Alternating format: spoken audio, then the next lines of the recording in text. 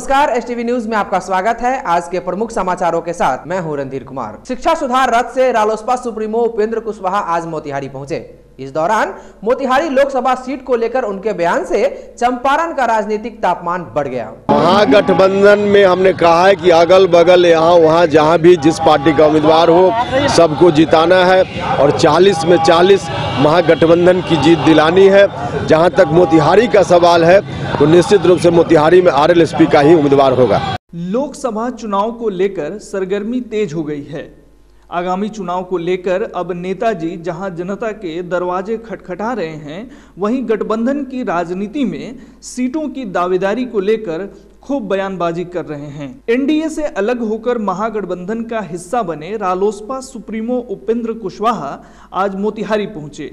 इस दौरान उन्होंने आज कचहरी चौक पर बाबा साहब भीमराव अंबेडकर की प्रतिमा पर माल्यार्पण करते हुए यहां आयोजित एक सभा को संबोधित किए। रालोसपा शिक्षा सुधार रथ से मोतिहारी पहुंचे रालोसपा सुप्रीमो शिक्षा सुधार जन जन का अधिकार कार्यक्रम को संबोधित करते हुए उपेंद्र कुशवाहा ने केंद्र सरकार पर निशाना साधते हुए कहा कि सरकार अब जातीय जनगणना का रिपोर्ट सामने करे और जातीय आधार पर सबको आरक्षण दे। ऊंची जाति के भी गरीब लोग हैं और दूसरी जाति के जो गरीब लोग हैं उनको आप देना चाहते हैं आरक्षण में सुविधा।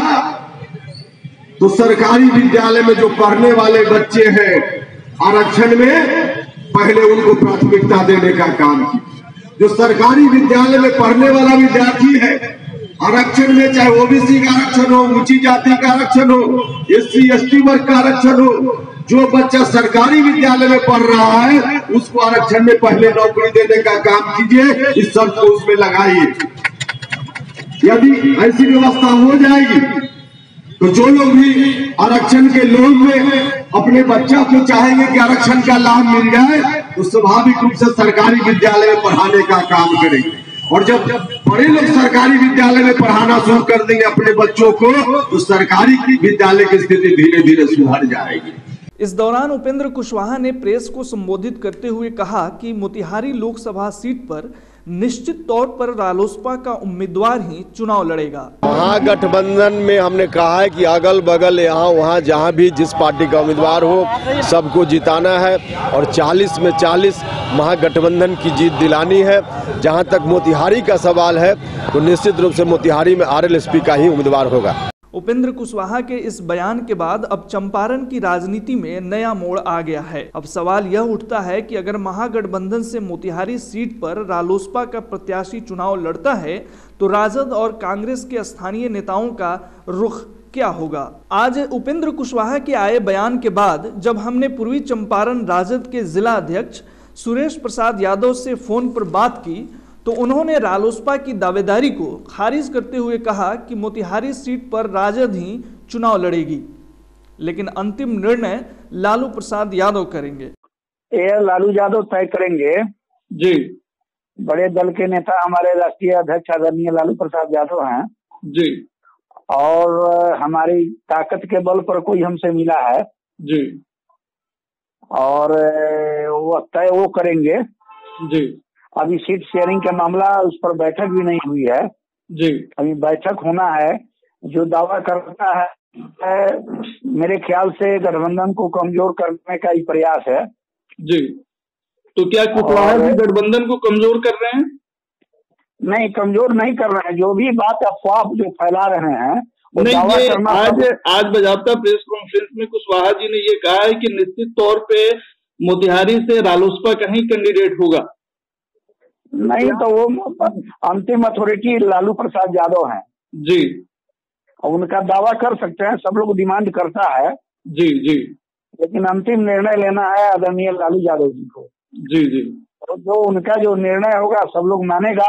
लेकिन मेरा सोच है जी कि यहाँ से राजद ही सीट लड़ेगा, क्योंकि पिछले बार सेकंड किया था जी, और राजद का ही परंपरागत सीट है जी। मेरे ख्याल से राजद को ही लड़ना तय है। अब अंतिम निर्णय लालू यादव के हाथ में है। राजद जिला अध्यक्ष के इस बयान से लोकसभा चुनाव 2019 में मोतिहारी सीट पर महागठबंधन के प्रत्याशी को लेकर पेच फंसता दिखाई दे रहा है। हालांकि राजद जिला अध्यक्ष का कहना है कि प्रत्याशियों के नाम को लेकर 1-2 सप्ताह के अंदर स्थिति साफ हो जाएगी। उधर अरेराज से आई खबरों के मुताबिक आज वहां रालोसपा जिला अध्यक्ष संजय कुशवाहा के नेतृत्व में शिक्षा सुधार रथ पर आए रालोसपा सुप्रीमो का भव्य स्वागत किया गया। इस दौरान अरेराज में भी उपेंद्र कुशवाहा ने केंद्र पर जमकर हमला बोलते हुए जुमलाबाजों की सरकार को दिल्ली से उखाड़ फेंकने का दावा किया। जुमलाबाजों को दिल्ली से भी उखाड़ कर हम लोग फेंकने का काम करेंगे, हम लोग बदला लेने का काम करेंगे। जिसने नीच का कर संबोधित किया, जिसने सड़क छाप कहने का काम किया, उससे भी बदला लेने का काम करना है। ठंड के इस मौसम में कुहासे के कारण सीतामढ़ी मुजफ्फरपुर पथ पर रफ्तार का कहर बरपा है। जानकारी के मुताबिक रूनीसैदपुर टोल प्लाजा के समीप ट्रक व टूरिस्ट बस के बीच जोरदार टक्कर में बस चालक की मौके पर ही मौत हो गई। 2 दर्जन से अधिक घायल, वहीं 2 दर्जन से अधिक लोगों के घायल होने की खबर है। पूर्वी चंपारण के पताही थाना क्षेत्र अंतर्गत जिहुली गांव में बस के चपेट में आने से एक 8 वर्ष के बच्चे की मौत हो गई। मृतक मेजरगंज थाना क्षेत्र के भोकराहा गांव के चुन्नू ठाकुर का 8 वर्षीय पुत्र निशांत कुमार है। सीतामढ़ी से जिहुली गांव होते हुए मोतिहारी जाने वाली बस में यह बच्चा अपने नाना के यहाँ जिहुली आ रहा था कि बस से उतरने के क्रम में बस की चपेट में आने से उसकी घटनास्थल पर ही मौत हो गई। पताही थाना प्रभारी नरेंद्र कुमार ने बताया कि बस को कब्जे में लेकर थाने लाया गया है। वहीं मृतक बच्चे के शव को मोतिहारी पोस्टमार्टम के लिए भेज दिया गया है। सीतामढ़ी जिला अंतर्गत रीगा में जगह जगह से धमकी भरे पर्चे मिलने से इलाके के लोग दहशत में हैं। आज सुबह रीगा के शिवनगर सिग्नल के समीप 2 पर्चे मिले और एक पर्चा रीगा रेलवे स्टेशन के समीप चिपका हुआ पाया गया, जिसमें प्रधानमंत्री से 17 तारीख तक जवाब न मिलने पर 19 तारीख को प्लेटफॉर्म उड़ाने की धमकी है। घटना की सूचना के तुरंत बाद जीआरपी अध्यक्ष तापेश्वर प्रसाद, आरपीएफ इंस्पेक्टर धर्मेंद्र कुमार के अलावे अन्य अधिकारी पर्चे को जब्त कर जांच में जुट गए हैं। बेतिया में सघन वाहन जांच के दौरान बेतिया पुलिस के द्वारा 2 चोरी के मोटरसाइकिल सहित 2 वाहन चोरों को गिरफ्तार कर जेल भेजा गया। जानकारी के अनुसार एक सफेद रंग की अपाची तथा काले रंग की पैशन प्रो बाइक के साथ नगर के पूर्वी बानू छापर निवासी मनीष गुप्ता तथा हरिवाटिका निवासी सिद्धार्थ कुमार सिंह को वाहन चेकिंग के दौरान गिरफ्तार कर लिया गया। वाहन चेकिंग में बानू छापर ओपी प्रभारी रणवीर कुमार झा, एएसआई ललन राम, अमरनाथ सिंह, दिनेश सिंह सहित पुलिस बल मौजूद थे। आफ्ताफ रोशन सेवा केंद्र के द्वारा बिहार सरकार के खाद्य एवं आपूर्ति मंत्री सह पश्चिमी चंपारण के प्रभारी मंत्री मदन सहनी को अंग वस्त्र देकर सम्मानित किया गया। मौके पर मौजूद संस्था के अध्यक्ष आफ्ताफ रोशन, नगर के प्रसिद्ध चिकित्सक डॉक्टर हामिद अली, वार्ड पार्षद पुत्र अमित दास के द्वारा उनको सम्मानित किया गया। इस दौरान मंत्री श्री सहनी ने कहा कि आफ्ताफ रोशन सेवा केंद्र द्वारा गरीबों के लिए चलाए जा रहे विभिन्न कार्यक्रम सराहनीय हैं। उन्होंने संस्था के उज्जवल भविष्य की कामना की। मौके पर संस्था के सचिव मनोज कुमार गुप्ता, साहिल आर्ट, महिमा देवी, रंजन झा सहित अधिवक्ता राजन पांडे आदि उपस्थित थे। केसरिया प्राथमिक स्वास्थ्य केंद्र को खुद इलाज की जरूरत पड़ने लगी है। गरीब मरीजों के इलाज के लिए बना यह अस्पताल खुद बीमार है। इस अस्पताल में हाईटेक व्यवस्था की उम्मीद लगाए मरीजों को राम भरोसे सुविधा मिल रही है। गौरतलब है कि स्थानीय प्राथमिक स्वास्थ्य केंद्र में बिहार सरकार द्वारा गरीब व निसहाय मरीजों के मद्देनजर निःशुल्क अल्ट्रासाउंड, एक्सरे सहित कई तरह की जांच सुविधाओं से लैस हाईटेक व्यवस्था के साथ केसरिया में करोड़ों की लागत से बने सामुदायिक स्वास्थ्य केंद्र पूरी तरह से नकारात्मक साबित हो रही है तथा बिहार सरकार के ये लाभकारी योजनाएं विभागीय उदासीनता का शिकार बनकर रह गया है। यहाँ एक्सरे रूम के बाहर साइकिल व मोटरसाइकिल स्टैंड बना हुआ है। सूत्रों के अनुसार सभी लाभकारी योजनाएं पूरी तरह से बंद कर दिया गया है, जिससे मरीजों को काफी परेशानियों का सामना करना पड़ रहा है। सूत्रों से मिली जानकारी के अनुसार स्थानीय अस्पताल में चिकित्सा पदाधिकारी श्रवण कुमार की आए दिन अनुपस्थिति ही रहती है और उनके आने जाने का कोई नियत समय विभाग के किसी अधिकारी या कर्मचारी के पास नहीं है, जिसके कारण केंद्र में उपस्थित गेटकीपर अपनी मनमानी करते हैं और प्राथमिक स्वास्थ्य केंद्र का मुख्य द्वार दिन के 10 बजे तक बंद रखते हैं, जिससे बाहरी मरीज काफी असहज महसूस करते हैं।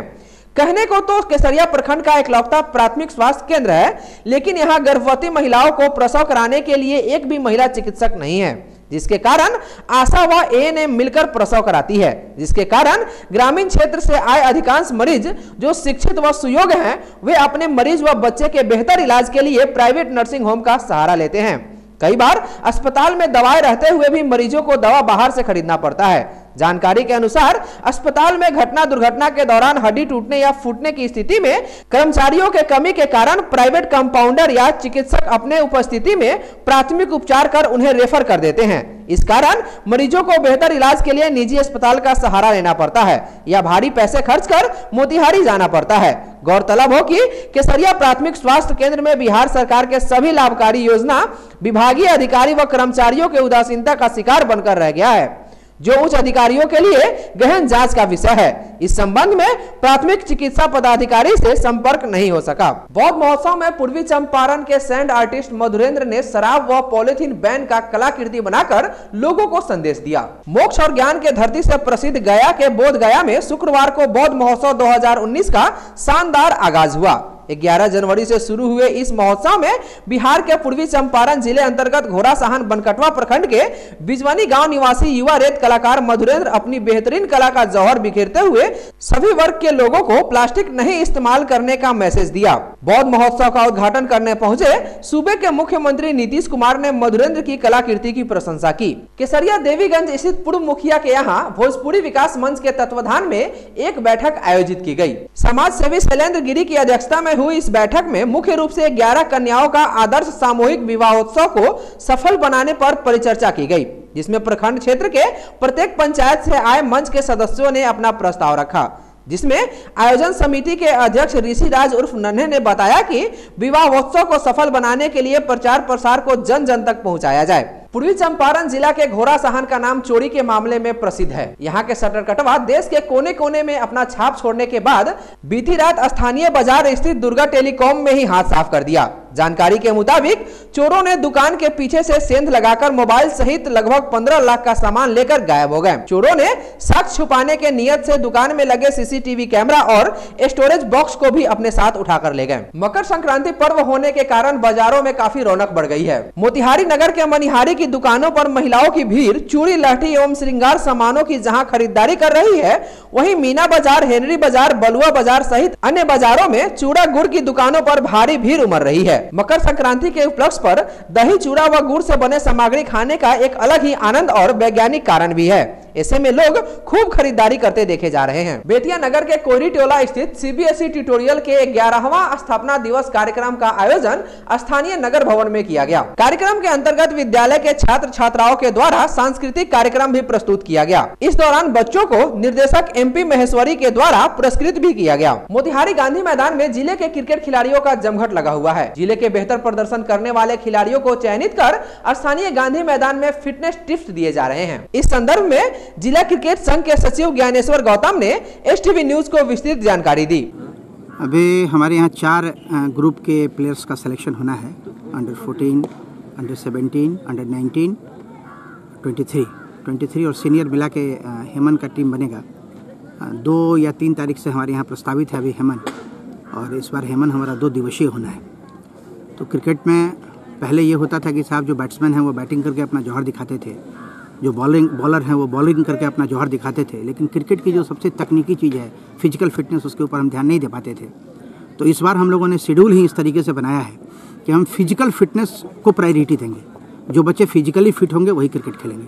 तो अभी जो आप ग्राउंड में देख रहे हैं, ये ग्राउंड में हमारे जो बच्चे हैं, जिन बच्चों ने परफॉर्म किया है, मतलब लीग का मैच जो अभी हमारा हुआ उसमें जिन बच्चों ने 40 रन बनाए हैं, जिन्होंने 4 विकेट लिए, या जो ऑलराउंडर है उसने 30 रन बनाए, 3 विकेट लिए, वैसे बच्चों की सूची निकाल के और उन बच्चों को बुलाया गया है और अभी हम उनका फिजिकल ट्रायल ले रहे हैं।